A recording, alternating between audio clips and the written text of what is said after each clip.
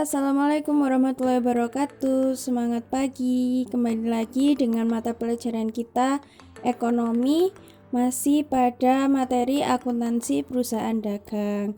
Namun untuk saat ini yang kita bahas adalah materi dari macam-macam transaksi yang ada di perusahaan dagang. Ada materi apa saja yang ada di dalam materi ini? Kalian bisa simak video ini sampai habis ya. Untuk kegiatan pencatatan transaksi yang ada di perusahaan dagang itu bisa dilakukan dengan dua metode. Metode yang pertama yaitu metode periodik dan metode yang kedua yaitu metode perpetual. Dan metode pencatatan transaksi perusahaan dagang kali ini yang akan kita bahas yaitu menggunakan metode fisik atau biasa juga disebut metode periodik. Untuk pencatatan yang berkaitan dengan barang dagang dengan menggunakan metode fisik ini, artinya pencatatan yang berkaitan dengan barang dagang itu tidak dilakukan secara kontinu. Nah, sehingga persediaan barang dagang akhirnya dihitungnya secara fisik yang ada di gudang. Artinya barang dagang yang memang sudah tersedia di gudang itulah yang nantinya akan dicatat. Nah, untuk transaksi perusahaan dagang menggunakan metode fisik ini ada beberapa transaksi. Nah, yang pertama ada transaksi pembelian barang dagang. Nah, untuk pembelian barang dagang ini bisa dilakukan dengan dua metode, yaitu secara tunai dan secara kredit. Jika itu secara tunai, maka jurnal yang bisa kalian buat pada jurnal umum nanti yaitu pembelian di sisi debit dan kas yang ada di sisi kredit. Jadi pembelian terhadap kas.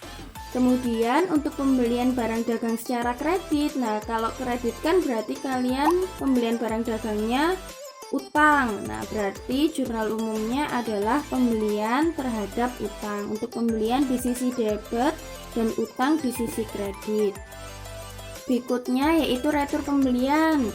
Nah, untuk retur pembelian ini kan retur pembelian artinya adalah pengembalian barang dagang yang telah kalian beli.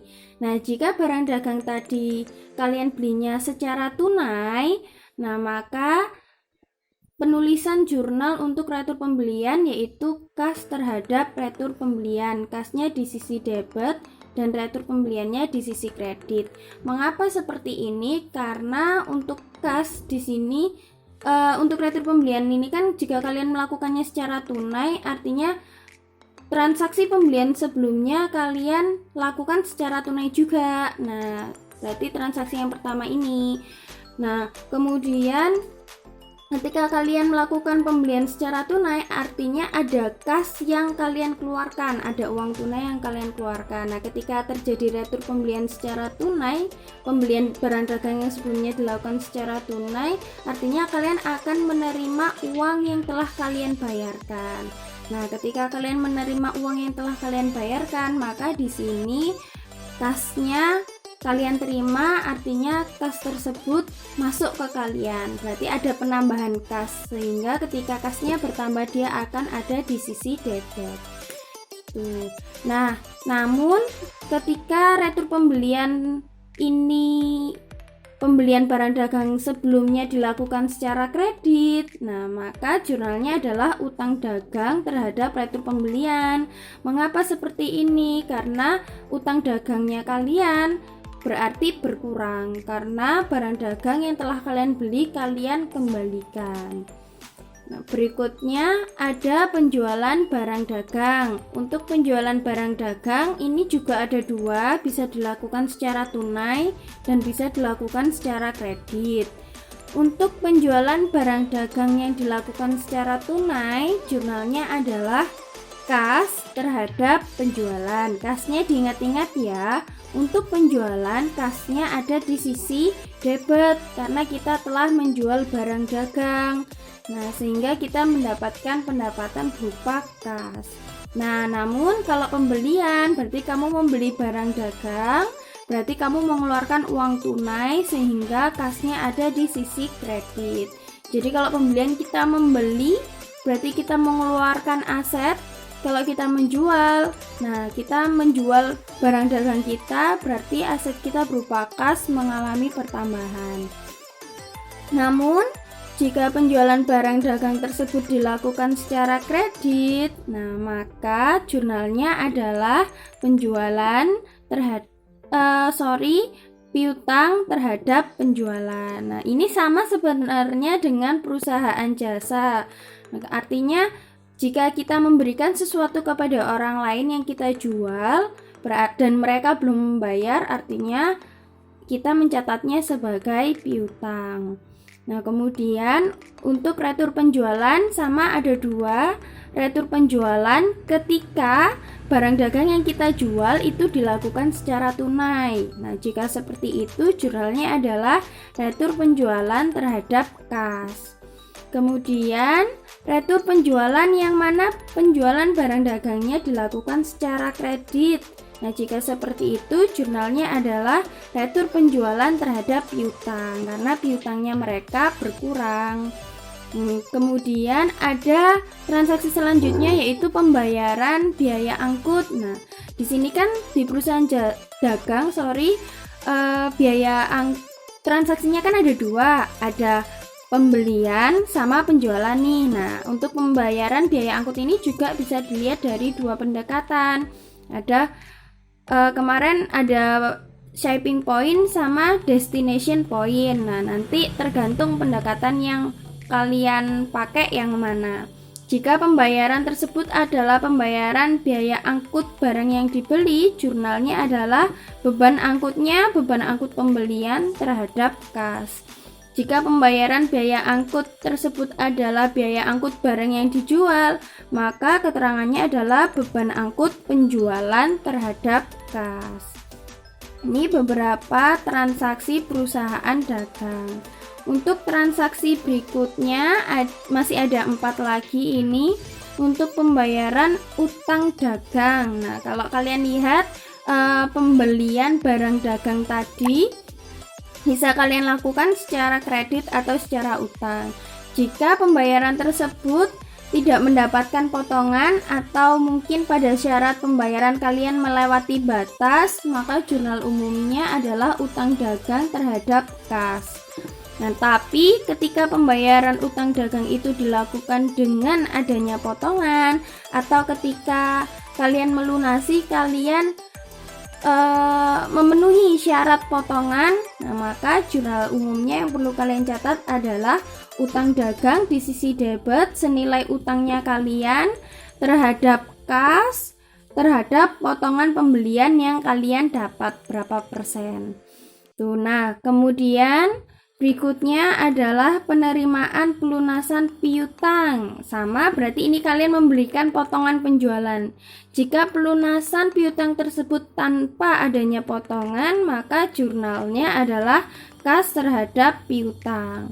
Namun, jika penerimaan pelunasan piutang tersebut ada potongan, maka jurnalnya adalah kas terhadap potongan penjualan. Kas potongan penjualan terhadap piutang dagang. Potongan penjualannya senilai sesuai dengan syarat yang telah ditentukan yang ada di soal. Ini untuk transaksi yang ada di perusahaan dagang menggunakan metode fisik atau biasanya juga disebut metode periodik. Contoh soal. Nah, gimana nih contohnya? Ini ada 4 contoh soal transaksi. Kita lihat, pada tanggal 1 Maret dilakukan pembelian barang dagang senilai 20 juta dari PT Luna Jaya dengan syarat 2/10 N/30. Nah, kita review nih materi kita kemarin yaitu syarat potongan. Nah, untuk N/30 ini artinya adalah jatuh temponya pembayaran transaksi yang udah dilakukan. Karena N/30 maka jatuh temponya adalah 30 hari setelah transaksi tersebut dilakukan. Nah, untuk 2 ini adalah prosentase potongan, yaitu nanti kamu akan dapat potongan senilai 2% ketika kamu melakukan pelunasannya 10 hari setelah melakukan transaksi. Berarti kalau 10 hari setelah melakukan transaksi, kamu dapat potongan jika kamu melakukan pelunasannya sebelum tanggal 11 bulan Maret. Gitu ya. Nah, untuk pencatatannya tanggal 1 karena pembeliannya dilakukan secara kredit, maka jurnalnya adalah pembelian terhadap utang dagang senilai 20 juta. Pembelian di sisi kredit dan utang dagang pembelian di sisi debit dan utang dagang di sisi kredit. Kemudian kita lihat tanggal 5. Nah, tanggal 5 transaksinya adalah membayar pelunasan utang ke PT Luna Jaya. Transaksi PT Luna Jaya dilakukan pada tanggal 1 Maret. Nah, kita lihat nih, 1 Maret ke 5 Maret itu jedanya berapa hari? Ada 4 hari. Nah, transaksinya senilai berapa? Senilai 20 juta. Nah, senilai transaksi yang kedua yaitu pada tanggal 5 Maret, yaitu membayar pelunasan utang kepada PT Luna Jaya. Nah, kita lihat transaksi kepada PT Luna Jaya dilakukan pada tanggal 1 Maret. Nah, kita analisis dulu. Di situ ada pada tanggal 1 Maret ada syarat 2/10 N/30 tadi. Nah, dari tanggal 1 Maret ke tanggal 5 Maret itu jedanya adalah 4 hari. Nah, dengan syarat ketika kamu melakukan pelunasannya sebelum tanggal 11 Maret, maka kamu akan mendapat potongan senilai 2%. Nah, tadi untuk tanggal 5 Maret itu adalah sebelum tanggal 11 Maret, jadi jelas dia akan mendapat potongan 2% dari total utangnya. Utangnya senilai 20 juta, mendapat potongan 2%. 2% dari 20 juta yaitu Rp400.000. Jadi untuk jurnal umumnya bisa kita tulis utang dagang terhadap kas dan potongan pembelian. Utang dagangnya senilai 20 juta, potongan pembeliannya yaitu 400.000 dan kas senilai 19.600.000 didapat dari 20 jutanya dikurangi dengan 400.000. Oke, kita lanjut ke transaksi berikutnya yaitu pada tanggal 7 Maret. Nah, pada tanggal 7 Maret transaksinya disebutkan bahwa dilakukan penjualan barang dagang senilai 5 juta kepada PD Adijaya. Nah, berarti di sini karena tidak ada syarat dan indikasi transaksi tersebut dilakukan secara kredit, berarti transaksi ini dilakukan secara tunai. Untuk transaksi penjualan secara tunai, jurnalnya adalah kas terhadap penjualan senilai 5 juta rupiah. Oke, kita lanjut soal terakhir yaitu tanggal 8 Maret. Nah, diterima kembali barang yang telah dijual kepada PD Adijaya senilai 500.000. Berarti di sini ada retur penjualan.